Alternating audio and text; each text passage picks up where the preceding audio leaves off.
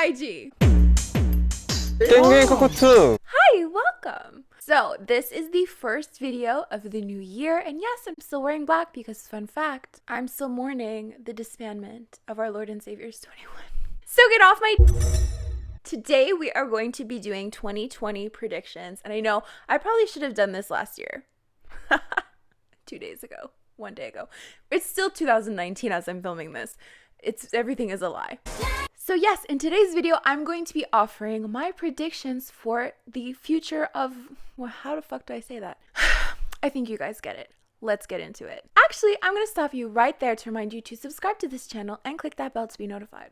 I also have a Patreon if you would like to go waste your money on a Parrot edit of you. And if you'd like to help the algorithm, then please comment on this video and share it with friends you don't have. Or by picking another one of my videos after you're done with this one. So, the first prediction on our list is for Blackpink. So I do believe that Blackpink is going to have a comeback this year, but I think it's just going to be the one comeback. However, I feel like they're going to mix together a type of do-do-do-do type song with an as if it's your last type of feel as well, because I think those personally were their best eras, and I think they're going to want to kind of go back to that. You know, kill this love with something new, and like I appreciate that they tried something new, but at the same time it still felt very familiar, and I just think they're gonna go back to something a little bit more familiar than that, if that makes sense. So there will be colors, but it will also have a certain level of intensity, but not as intense as Kill This Love. So though they will have only one comeback again, I do think they're going to release a second song, but this is a song that's not going to be promoted, much like Kiss and Make Up. So my second prediction is that they are going to have a collab with a Western artist. And in doing this collab, they're not going to make a music video for it. They're not going to promote it, even though they should. But you know what? YG hasn't even debuted us yet. So like, who am I to talk? Save us, send help. I mean, I don't want to speak for all Blinks, but I feel like we're all collectively still waiting for that Forever Young music video, and it's never too late. So if you want to send a strongly worded letter to YG Entertainment demanding, start a petition. Someone start something to get the ball rolling on this, because I'm never going to be over the fact that Forever Young did not have a music video when it clearly could have. 21 had a song for a laptop. So just shut up and be mine.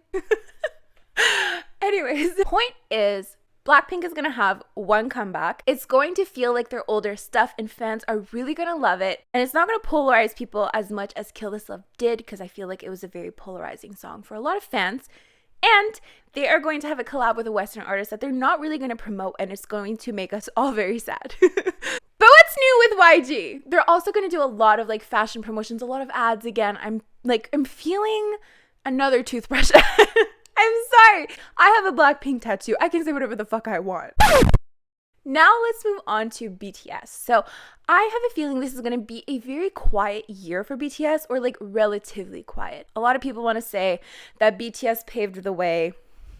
I have my own opinions on that. I think they're actively paving the way. I don't think we can say that they paved the way just yet.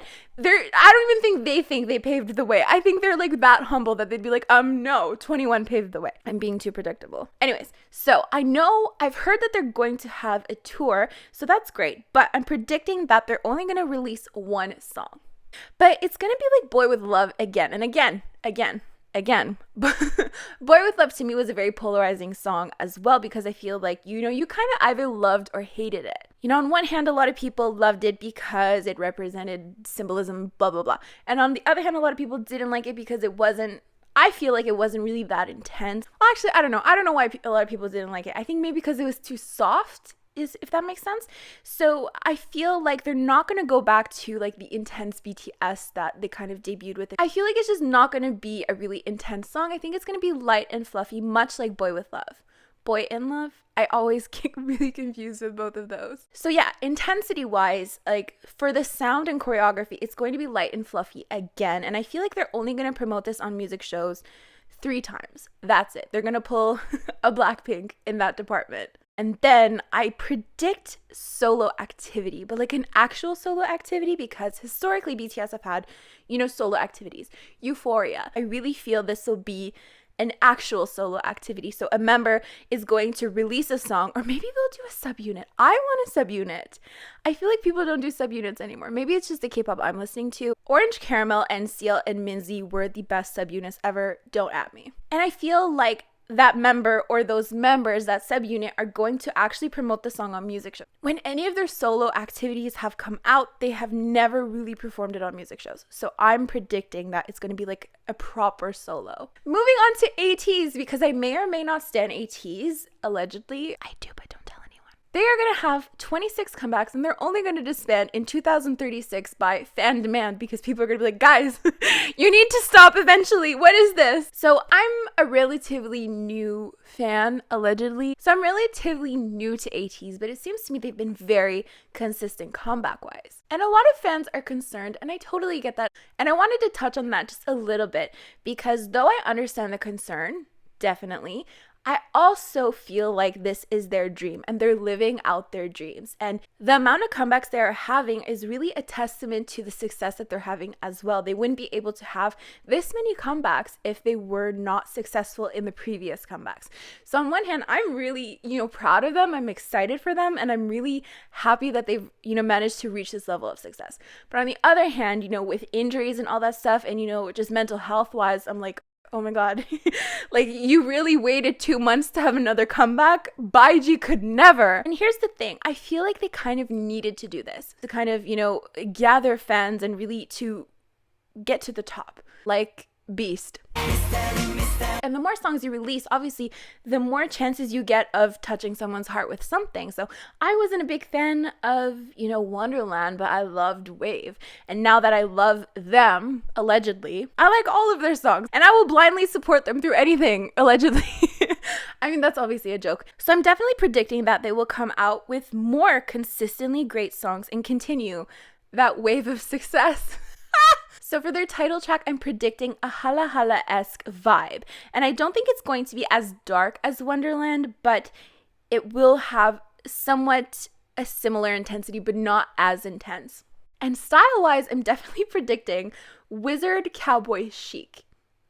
I just got this from the concept photos. They're going to work their butts off. They are going to perform at least 15 times in a music show, and they're going to have more or less similar outfits. They tend to do, a one outfit thing in different versions of it, if that makes sense. I'm predicting a certain amount of extravagance from the outfits while also being quite cool and suit-like. It's going to be a lot darker. And I'm also predicting that they're going to have a B-side track. And it's going to be kind of like Illusion. Not quite like Wave. Not quite, refreshing like Wave. But Illusion-like in the sense that it's not going to be as bright. But it's not going to be dark by any means. It's going to be a little bit more, carefree. And it's going to show off their fun side a little bit better. So the next two predictions are relatively short. I don't really know what to expect from them because I've only recently started That's dumb. I've only recently started standing. ITZY, I feel like, is going to come out with 2 songs, and they're going to do the whole music stage thing like 15 times each, maybe 20. But it's going to be like an ICY 2.0. I feel like ICY really skyrocketed their career. So I feel like they're going to, keep up with that theme. It's going to be, colorful, fresh. So then for Twice, I think Twice are gonna kind of change their style a little bit. So, Fancy to me was a bit different for Twice, and then Feel Special was even an extension of that different feeling of Fancy. So I feel like they're gonna keep going in that direction, a more kind of like a mature direction, kind of a bit, not dark in that sense, but just less light and fluffy like their other songs.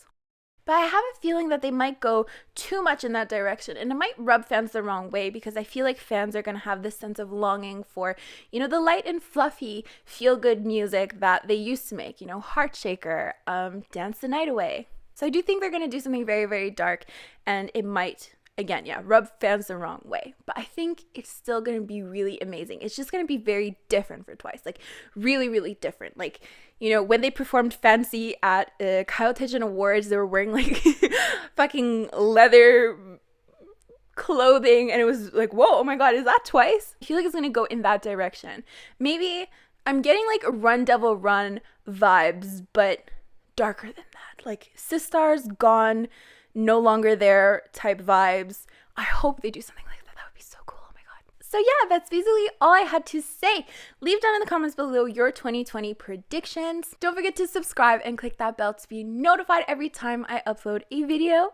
You can also subscribe to my second channel where I am going to be vlogging weekly. That should be very interesting. Also, you can follow me on Instagram, and yeah, I think that's it. I hope you enjoyed it, and I hope you guys have a really wonderful day. So yeah, bye!